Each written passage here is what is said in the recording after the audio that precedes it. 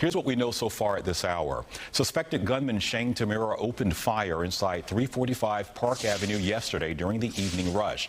4 victims are dead, including NYPD officer Giacovas Islam, who is a 3.5-year veteran of the department. A Blackstone executive is also among the dead, and an NFL employee is seriously injured. Authorities are now reviewing a note from the suspect, which is providing more information about a possible motive. We have a team of reporters following the very latest on the shooting today. Richard Giacovas is live in the Parkchester section of the Bronx with more on how the community is mourning the loss of NYPD officer Giacovas Islam. But first, Lisa Evers is live outside of the office building in Midtown with updates on the investigation and what we may be learning about the gunman's possible motive. Hi, Lisa. Well, hi, Antoine. This building here, this prestigious building, one of the most prestigious office buildings in New York City, has now become a high-rise crime scene as investigators from the NYPD, the detective squad, as well as federal investigators comb through it floor by floor, looking for evidence and looking for more clues about how this could have happened. The search is also on for answers about how a mass shooter could do something like this and take innocent lives. Now, bullet holes, shattered glass at one of the most prestigious office buildings here in the city, and here's what stunned people in the area are saying. This kind of stuff, you can train all you want, but it's the once in a blue moon that actually happens. We have a society in which guns are everywhere and people are murdered, and we say thoughts and prayers and we move on and the next incident happens. The horrific scene unfolded just after 6:30 Monday evening. 27-year-old Shane Tamura walking casually into the high-rise office building with a loaded M4 semi-automatic long gun after driving here from Las Vegas in a BMW. Police say that BMW was packed with a high-powered rifle and a handgun, along with extra ammo, magazine clips, and bullets. Investigators also found a suicide note in which Mayor Adams says he complained about a brain injury from playing football when he was younger.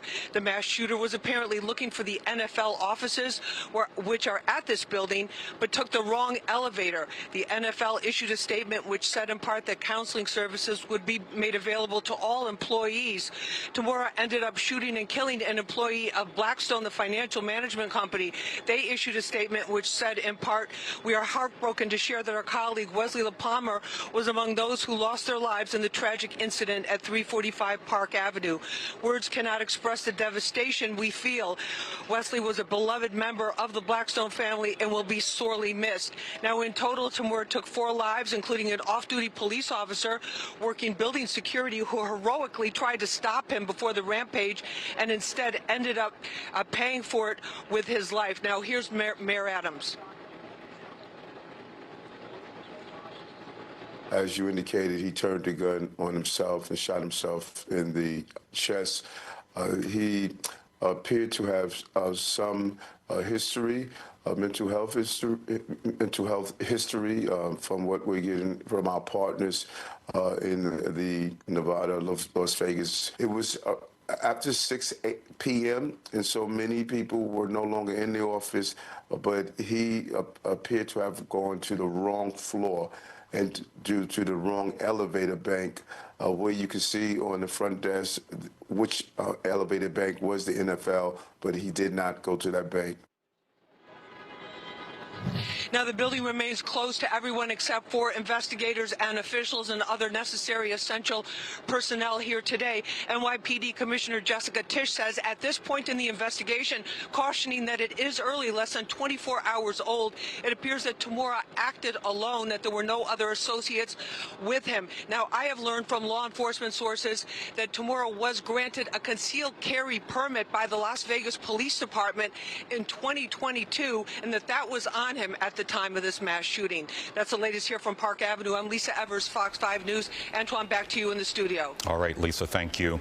As we mentioned, among the victims in the shooting is NYPD officer Giacovas Islam, who was working as paid security detail when he was shot in the lobby. His community in the Bronx mourning his life lost. Richard Giacovas joins us live from the Parkchester section of the Bronx and continues our coverage. Hi, Richard. Antoine, the brave men and women who put on that uniform to become an NYPD officer take an oath to protect the lives of the citizens of this city. Officer Ditterul Islam did just that. He not only served his community, but also took care of his family here in the Parkchester section of the Bronx, as you mentioned. And today, this community mourns with the entire city.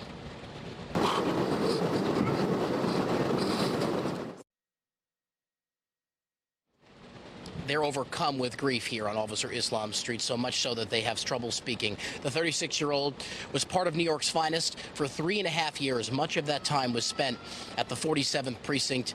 An immigrant from Bangladesh who came to America with a dream to build a better life for his family. Officer Islam was married with 2 children. His wife expecting a 3rd child who family members say is due next month. Those we spoke with in this neighborhood today called Officer Islam a pillar here, a mentor to other men who he encouraged to join the police force, imploring them to be traffic agents rather than patrol officers because he said it was safer.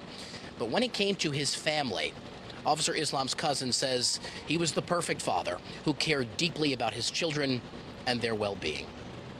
I was very upset for that news. So actually, we not believe he's passed away because he's 2 young men. He has 2 children.